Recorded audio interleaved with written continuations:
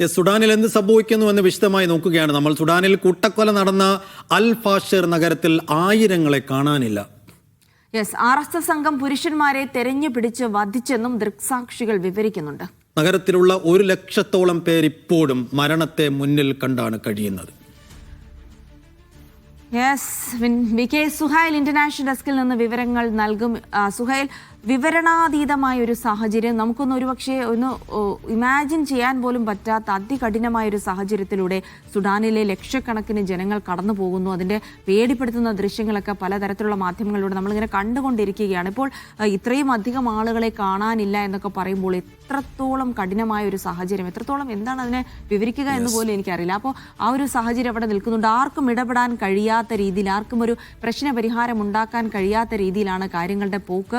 നിലവിൽ എന്ത് സംഭവിക്കുന്നു, എന്താണ് അവിടെ നിന്നുള്ള ഏറ്റവും പുതിയ അപ്ഡേറ്റ് സുഹൈൽ? ഇപ്പോൾ ഏറ്റവും പുതിയ വിവരങ്ങൾ എന്ന് പറയുന്നത്, നേരത്തെ കുറെ പേര് കൊല്ലപ്പെട്ടു എന്നുള്ള വാർത്തയായിരുന്നു. പക്ഷേ അതിനേക്കാൾ കൂടുതൽ പേരെ കാണാനില്ല എന്ന വാർത്ത ഇപ്പോൾ സുഡാനിലെ അൽഫാഷിർ നഗരത്തിൽ നിന്ന് വരികയാണ്. അൽഫാഷിർ നഗരം RSF എന്ന് പറയുന്ന വിമത സംഘം പിടിച്ചെടുക്കുന്നു. അവിടെ കൂട്ടക്കൊലകൾ നടക്കുന്നു. ആശുപത്രികളിൽ വരെ കയറി 500-ലധികം പേരെ കൊന്നൊടുക്കുന്നു. അങ്ങനെ കൂട്ടപലായനം അവിടെ നിന്ന് നടന്നു. പക്ഷെ അതോടൊപ്പം ഇപ്പോൾ കുറേയേറെ ആളുകൾ, 65,000 ആളുകളെ പലായനം ചെയ്തവരായി കണ്ടെത്തിയിട്ടുണ്ട്. ഏകദേശം 1.5 ലക്ഷം മനുഷ്യർ ഇപ്പോഴും ഈ നഗരത്തിൽ തന്നെ ഉണ്ട്, മരണം കാത്ത് കഴിയുന്നുണ്ട് എന്നാണ് റിപ്പോർട്ടുകൾ പറയുന്നത്.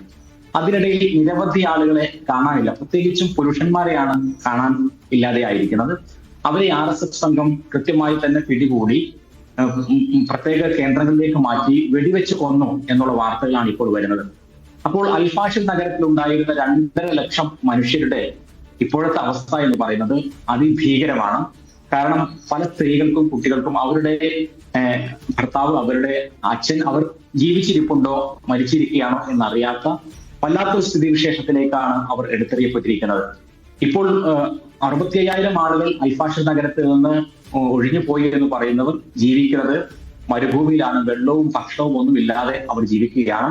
പുറത്തുപോയ ആളുകൾ, ഉള്ളിലുള്ള ആളുകൾ മരണത്തെ കാത്ത് കഴിയുകയാണ്. ഏത് നിമിഷവും കൊല്ലപ്പെടാം എന്ന സാഹചര്യത്തിലാണ് അവർ ജീവിക്കുന്നത്.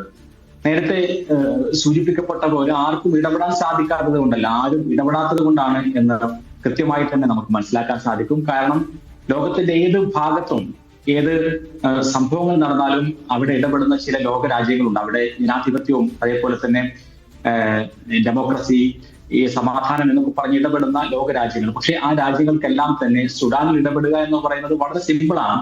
പക്ഷേ അത് ഇടപെടാത്തതിന് പലതരത്തിലുള്ള കാരണങ്ങളുണ്ട്. ഓരോ രാജ്യങ്ങൾക്കും അവരുടേതായ താല്പര്യങ്ങൾ ഈ സുഡാനിലുണ്ട് എന്നുള്ളത് കൊണ്ടാണ് ഒരു ലോകരാജ്യവും ഇടപെടാത്തത് എന്നുള്ളതാണ് സത്യം. കാരണം അവിടെയുള്ള സ്വർണ്ണഖനികൾ 2 ഭാഗങ്ങളായിട്ടാണ് സുഡാൻ വിഭജിക്കപ്പെട്ടിരിക്കുന്നത്. നിലവിലുള്ള ഈ ഭരണക്രമം തന്നെ ഒരു പ്രദേശം armed force, Sudan armed force എന്ന് പറയുന്ന അബ്ദുൽ ഫത്താഹ് അൽ ബുർഹാന്റെ നേതൃത്വത്തിലുള്ള ഒരു സംഘത്തിന്റെ കീഴിലാണ്. മറുഭാഗങ്ങൾ എന്ന് പറയുന്നത് ഈ റാപ്പിഡ് സപ്പോർട്ട് ഫോഴ്സ് എന്ന് പറയുന്ന RSFന്റെ കീഴിലാണ്. ഈ 2 വിഭാഗങ്ങൾ തമ്മിലുള്ള അധികാര വടംവലി തുടങ്ങിയത് 2023 കൃത്യമായി. അതിനുശേഷം ലോകത്തെ പല രാജ്യങ്ങളും ഈ 2 വിഭാഗത്തിൽ ഏതെങ്കിലും ഒരു വിഭാഗത്തിന് ആയുധവും അതേപോലെ തന്നെ സമ്പത്തും നൽകിക്കൊണ്ട് തീറ്റി പോറ്റുകയാണ് എന്നുള്ളതാണ് സത്യം. ഇതിന് പകരമായി അവിടെ നിന്നുള്ള പ്രധാനപ്പെട്ട സുഡാൻ എന്ന് പറയുന്നത് പലതരത്തിലുള്ള സ്വർണ്ണമടക്കമുള്ള ഖനികളുടെ കേന്ദ്രമാണ്. അവിടെ നിന്ന് അത് ഊറ്റിയെടുക്കുന്നു. പലതരത്തിലുള്ള ഭക്ഷണ സാമഗ്രികളുടെ ഉൽപാദനം നടക്കുന്നു. അവിടെയുള്ള ആളുകൾക്ക് ഭക്ഷണം കിട്ടുന്നില്ല എങ്കിലും പലതരത്തിലുള്ള ഭക്ഷ്യോൽപ്പന്നങ്ങൾ അവിടെ നിന്ന് കയറ്റുമതി ചെയ്യുന്നു. ഇങ്ങനെയൊക്കെയുള്ള കാര്യങ്ങളാണ് നടക്കുന്നത്. അതുകൊണ്ടാണ് ഈ 2 വിഭാഗത്തെയും തൃപ്തിപ്പെടുത്താൻ ആളുകളുണ്ട്. അവർക്കിടയിൽ ചില അങ്ങനെ 2 വിഭാഗങ്ങളായി നിൽക്കുന്ന രാജ്യങ്ങൾക്കിടയിൽ ചില അന്തർധാരകളുണ്ട്.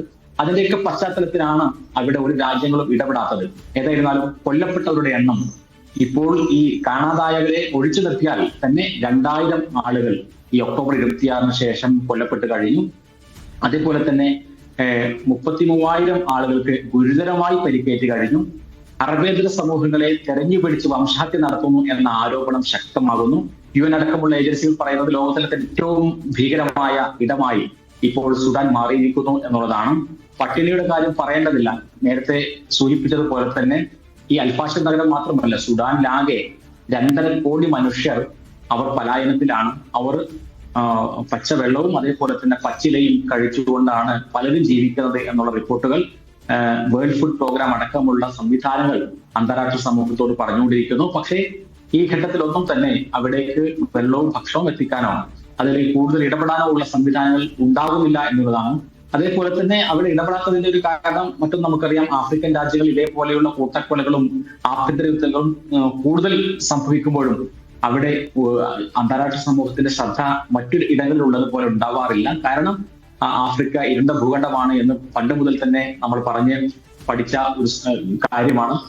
അവിടേക്ക് പ്രത്യേകിച്ചും ഈ കറുത്ത വർഗ്ഗക്കാരായ മനുഷ്യർക്ക് പൊതുവെ മറ്റിടങ്ങളിൽ ലഭിക്കുന്ന സ്വീകാര്യതയോ അല്ലെങ്കിൽ പരിഗണനയോ കിട്ടാറില്ല എന്നുള്ളത് മറ്റൊരു സത്യം.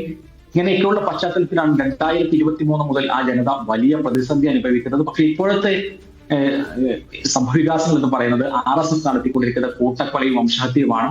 ഇതിന് അവർ ചില ന്യായീകരണങ്ങൾ അല്ലെങ്കിൽ പറയുന്നുണ്ട്. അന്താരാഷ്ട്ര മാധ്യമങ്ങൾ ഇത് പെരുപ്പിച്ച് കാണിക്കുകയാണ്, പല വീഡിയോകളും സത്യമല്ല എന്നൊക്കെ പറയുന്നുണ്ട്.